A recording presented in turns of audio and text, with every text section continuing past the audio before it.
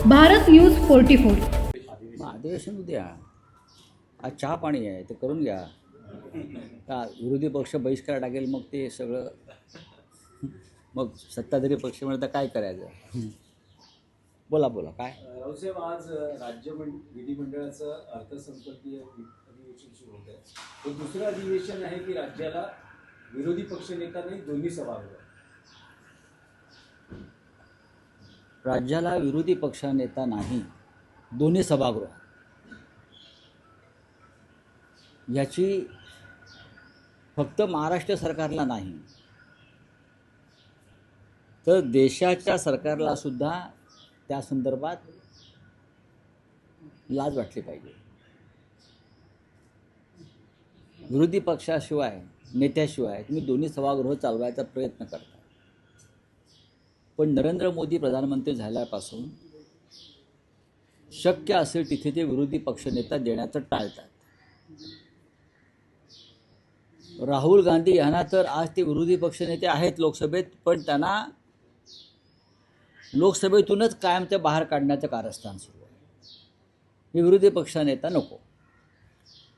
महाराष्ट्राच्या विधानसभेत आणि विधान परिषदेमध्ये विरोधी पक्षनेता येऊ नये म्हणून कायदा बदलायचं काम, कायदाही बदलला जातो. ह्याला निर्लज्जपणा म्हणतात. तुम्ही लोकशाही मार्गानं सत्तेवर यायचं, लोकशाही मार्गानं मुख्यमंत्री व्हायचं, मंत्रिमंडळ स्थापन करायचं आणि त्या लोकशाहीत जे विरोधी पक्षनेत्याला स्थान आहे विधिमंडळात तेवढं टाळून बाकी सगळे उद्योग करायचे. लोकशाहीला कलंक लावणारं एक कृत्य आहे. विधान परिषदेत आणि विधानसभेत विरोधी पक्षनेता दिला तर तो अनेक विषय घणाघातीपणे मांडेल, अनेक विषयांवरती चर्चा घडवून आणेल आणि सरकारची कोंडी करेल. या भीतीपोटी जर विरोधी पक्षनेता नेमायचा असणं ही सरकारची भूमिका असेल तर हे सरकार एक नंबरचं डरपोक आहे. विधानसभेतल्या विरोधी पक्षनेतेपदासाठी भास्कर जाधव यांचं नाव देऊन एक कालखंड लोटला. भास्कर जाधव यांच्या नावावर महाविकास आघाडीनं शिक्कामोर्तब केलेलं आहे, पण भास्कर जाधव नको. हे तुम्ही कोण ठरवणार? विधान परिषदेमध्ये काही निर्णय झालेले आहेत, तिथेही त्या पद्धतीनं विरोधी पक्षाला ते पद द्यायचं नाही यासाठी कारस्थानं केली जातात. हे महाराष्ट्राच्या ज्या मातीतून डॉक्टर आंबेडकर यांनी संविधान निर्माण केलं त्या राज्यामध्ये लोकशाहीची अशी गळचीपी आणि हत्या होत असेल तर त्याची इतिहासामध्ये नोंद होईल. काळ्या कुट्टशाही हे राज्याच्या मुख्यमंत्र्यांनी लक्षात घेतलं पाहिजे. या अधिवेशनात कोणकोणत्या मुद्द्यांवरती विरोधक प्रामुख्याने हे अधिवेशन गाजवतील? विरोधी पक्षनेत्याचाच विषय आहे. या प्रकरणामध्ये 1 वर्ष झालं विरोधी पक्षानं पत्र दिलेल्या मुख्यमंत्र्यांनी नियमांकडे बोट दाखवलं जाते. मुख्यमंत्री म्हणतात तो माझा अधिकार नाही, तो विधानसभा अध्यक्षांचा अधिकार आहे. विधानसभा अध्यक्ष म्हणतात की मी निर्णय घेईन माझ्या अभ्यासानुसार, ज्या माहितीनुसार मी निर्णय. विधानसभा अध्यक्षांच्या खुर्चीवरची व्यक्ती बसलेली आहे आणि त्या व्यक्तीचं जे पॉलिटिकल कॅरेक्टर आहे ते पाहता ते निर्णय घेतील की नाही हा पहिला प्रश्न आहे. आणि घेतला तर नक्की काय असेल ही सुद्धा शंका लोकांना आहे ना. जी व्यक्ती जमिनीचा कब्जा करण्यासाठी गावात जाऊन भानगडी करते ते विरोधी पक्ष विधानसभा अध्यक्ष आहेत. जी व्यक्ती विधानसभेच्या अध्यक्षतेमध्ये बसून पक्षांतराच्या बाबतीमध्ये तद्दन खोटा आणि भंपक निर्णय देते संविधानाच्या विरोधात, त्यांच्याकडनं तुम्ही काय अपेक्षा करणार? त्याच्यामुळे माझं तर काय म्हणणं आहे की विधानसभा अध्यक्षांवरती अविश्वास ठरावच आणला पाहिजे. होऊ द्या चर्चा, ठीक आहे, तुमचं बहुमत असेल, पण विधानसभा अध्यक्ष ज्या पद्धतीनं वागताय याला लोकशाहीच्या भाषेत म्हणायचं तर मनमानी आणि झुंडशाही अशा पद्धतीनं विधानसभा किंवा विधिमंडळ चालवलं जात. तुमचा अधिकाराच्या गोष्टी सांगताय कोणाला? तुम्हाला अधिकार दिले कोणी? तुम्हाला अधिकार लोकशाहीनं आणि संविधानाने दिलेले आहे आणि त्याच लोकशाहीनं आणि संविधानानं विरोधी पक्ष नेत्याची नेमणूक करण्याची भूमिका घेतलेली आहे. आणि तुम्ही म्हणताय मी पाहीन, तुम्ही कोण? तुम्ही आज आहात उद्या नाही, पण या परंपरा तुम्ही तोडताय. हां, आणि त्या आसनावर बसून तुम्ही व्यक्तिगत स्वार्थ आणि व्यक्तिगत हित पाहताय, हे अनेकदा उघड झालं आहे. हाच मुद्दा विधानसभेत विधिमंडळात आला पाहिजे असं माझं म्हणणं आहे. राज्यसभेच्या उमेदवारांनी कुठेतरी आपल्यामध्ये विसंगत भूमिका अजिबात नाही. कारण तुम्ही एक भूमिका मांडताय. नाही, माझी काही भूमिका नाही. एक वेगळी भूमिका मांडताय. आदित्य ठाकरेंची वेगळी भूमिका नाही. आदित्य ठाकरे म्हणतात त्यात चुकीचं काहीच नाही आहे. सर्वाधिक मोठा पक्ष आमचाच आहे ना.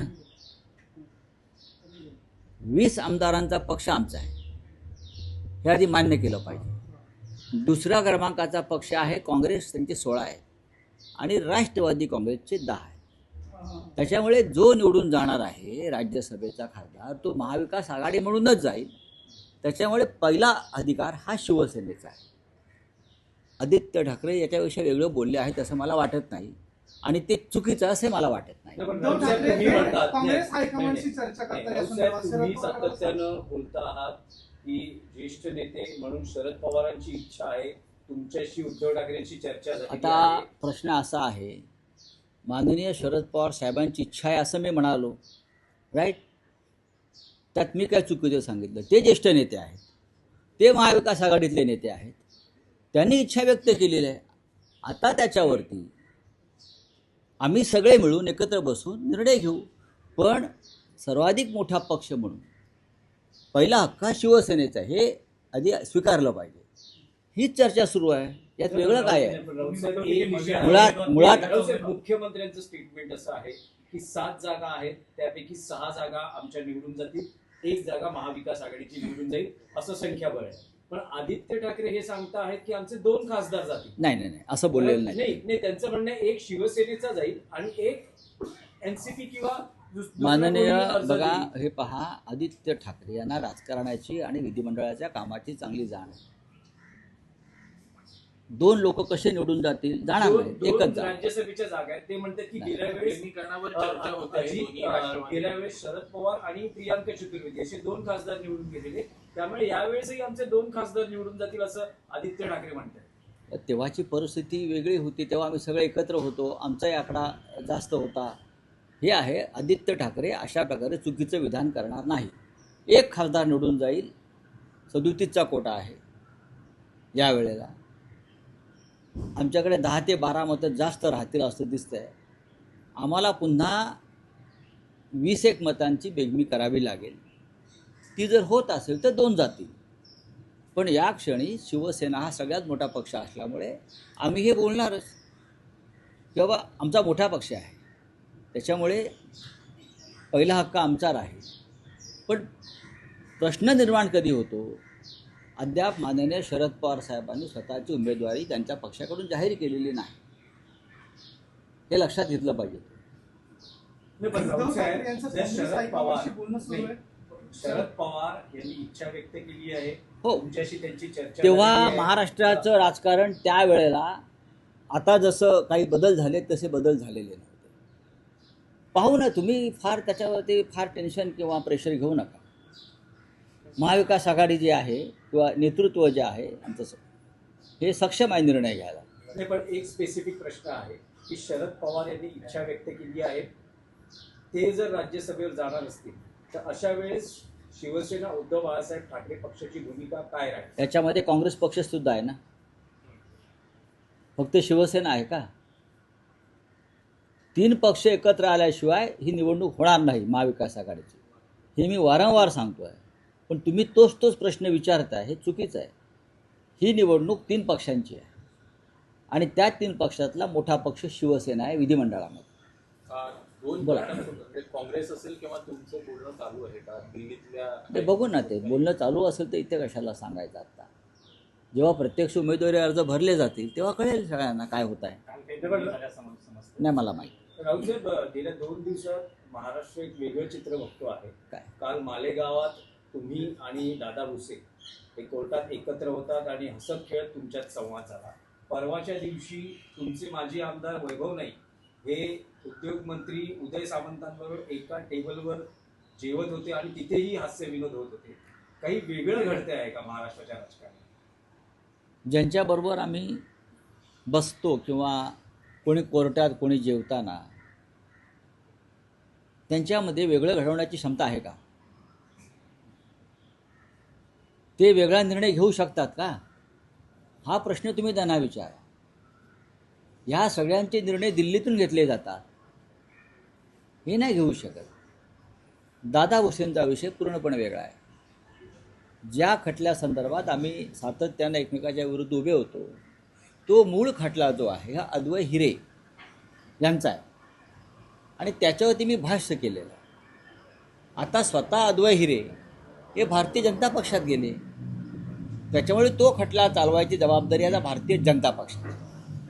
त्यावरून तुम्ही देखील केलंय भातकळकरांना.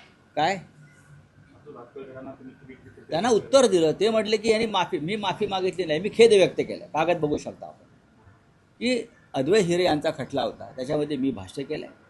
कोणाच्या भावना दुखावल्या असतील तर मी खेद व्यक्त करतो. खेद व्यक्त करणं आणि माफी मागणं हे दोन भिन्न शब्द आहेत. बरोबर? खेद व्यक्त केला आणि यापुढे खटला चालवायची जबाबदारी अद्वै हिऱ्यांची आहे, ही भूमिका आहे. यात काय माफी आणि काय कसलं काय कशा करता? माझ्यावरती का हा पहिला खटला का आमच्यावरती? नाही, शेकडो खटले मी लढलो आहे. पण कुठे थांबायचं आणि काय करायचं आम्हाला माहिती आहे. चंद्रपूर संदर्भात मुंबई महापालिकेचा विषय आहे. असं म्हटलं जातं आहे की शिवसेना उद्धव बाळासाहेब ठाकरे पक्षानं त्यांच्या 3 स्वीकृत नगरसेवकांची नावं नक्की केली आणि ती सादर केली गेलेली आहे, अधिकृत घोषणा नाही आहे. पण त्यावरून मनसेतून काही प्रतिक्रिया येतात. ते असं म्हणतात की कोणत्या एक लक्षात घ्या, तुम्हाला जर तुम्ही मला ओळखत असाल तर तुम्ही एक मान्य केलं पाहिजे की मी माझ्या जीवनामध्ये कधीही महापालिकेच्या राजकारणामध्ये पडलो नाही. ज्याला या मुंबईत सुखानं राहायचं आहे राजकारणात, त्यानं महापालिकेत जाऊ नये. कोणत्याही सर्वच महानगरपालिकात काय चालते तुम्हाला माहिती आहे. आम्ही त्या तलावाच्या बाहेर असतो. महापालिकेचं राजकारण वेगळं, आम्ही वेगळं काम करतो. त्याच्यामुळे स्वतः पक्ष नेतृत्व त्या संदर्भात निर्णय घेण्यास समर्थ आहे. रावसाहेब, पण जेव्हा तुमची युती होत होती मनसे आणि शिवसेनेची, आजही आहे. त्यावेळेला त्या स्वीकृत नगरसेवक या पदाच्या मुद्द्यावरती तुमचं काही चर्चा झाली होती का? काही ठरलं होतं? आम्ही आपापसात बोलू ना त्या विषयावर. चर्चा झाली होती का? आम्ही आपापसात बोलू त्या विषयावर. मला माहिती आहे ना काय ते, मी योग्य वेळी बोलेन ना. चंद्रपूरचा महापौर बसलेला आहे. ठाकरे बंधू युतीमध्ये तुम्ही खूप महत्वाची भूमिका बजावली. असं असताना स्वीकृत नगरसेवक पदावरून ज्या काही प्रतिक्रिया येत आहेत, ठाकरे बंधू युतीत मिठाचा खडा पडल्याचं बोललं जातं. लोकांच्या प्रतिक्रिया आहेत. No comments. चंद्रपूरचा महापौर बसलेला आहे, अजूनही नगरसेवकांवर तुमच्या कारवाई नाही झालेली आहे. कुठंतरी पक्षश्रेष्ठींचं मत आहे की सोबत जायचं भाजप? भारतीय जनता पक्षासोबत जाणं हे पक्षाचं धोरण नाही, अजिबात नाही. मी वारंवार सांगितलं आहे की तशा प्रकारच्या सूचना त्या नगरसेवकांना दिल्या होत्या. जर त्यांनी त्या शिस्तीचं उल्लंघन केलं असेल तर आता हळूहळू आम्ही सगळ्या कामातून मोकळे झालो. आम्ही पक्षप्रमुखांशी चर्चा करू या विषयावर. रावसाहेब, चंद्रपूरमध्ये तुम्ही म्हणता की 2 काँग्रेसमध्येच गट होते, त्यामुळे ते पद मिळू शकलं नाही त्यांना. पण हर्षवर्धन सपकाळ असं म्हणतात की शिवसेना उद्धव बाळासाहेब ठाकरे पक्षामुळे काँग्रेसचा महापौर होऊ शकला. नाही, अजिबात नाही, अजिबात. बघा, चंद्रपूरच्या प्रकरणामध्ये 4 दिवसापूर्वी दोन्ही गटांना दिल्लीत का बोलवलं होतं चंद्रपूरच्या, तुम्हाला माहिती आहे. एक विजयराव वडेट्टीवार आमचे मित्र, दुसऱ्या खासदार ताई आहेत धानोरकर, त्यांना दिल्लीत बोलवून समज का देण्यात आली हे आपणही छापलं, आपणही दाखवलं आहे. त्याच्यामुळे चंद्रपूरमध्ये महापौरपद हे काँग्रेसच्या हातून गेलं. संपूर्ण खापर शिवसेनेवर फोडता येणार नाही. चला, थैंक यू.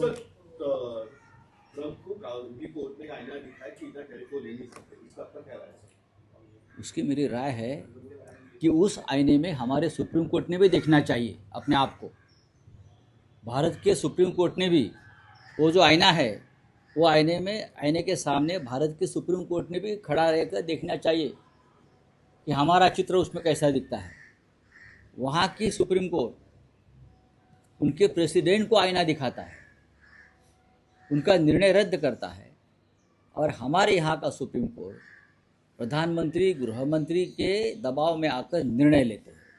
यहाँ का चुनाव आयोग दबाव में आकर निर्णय लेता है, हाई कोर्ट दबाव में आकर निर्णय लेता है। तो प्रेसिडेंट ट्रम्प से सिर्फ दोस्ती मत करो, वहाँ का सुप्रीम कोर्ट का भी जो काम का जो तरीका है उनसे भी कोई प्रेरणा ले लो, इतना मैं कहूँगा। मोदी जी ने उनके प्रेशर में आकर एक ऑयल डील भी था और एक हमें शेख का फार्मर डील भी था, वो किया है। इस बारे में क्या बोलते सर? अब रद्द करना चाहिए। अब टेरिफ रद्द हो गया ना सुप्रीम कोर्ट के आदेश से वहाँ के, तो ट्रेड डील भी रद्द होना चाहिए। आपने ट्रेड डील क्यों किया? टेरिफ लग रहा है बोला, इसलिए किया, वो दबाव में किया ना। अब टेरिफ ही रद्द अगर हो गया है सुप्रीम कोर्ट का आदेश से उधर, तो ट्रेड डील रद्द करो और हमारे किसानों को मुक्ती दे दो। अशाच नवनवीन अपडेटसाठी बघत रहा भारत न्यूज 44।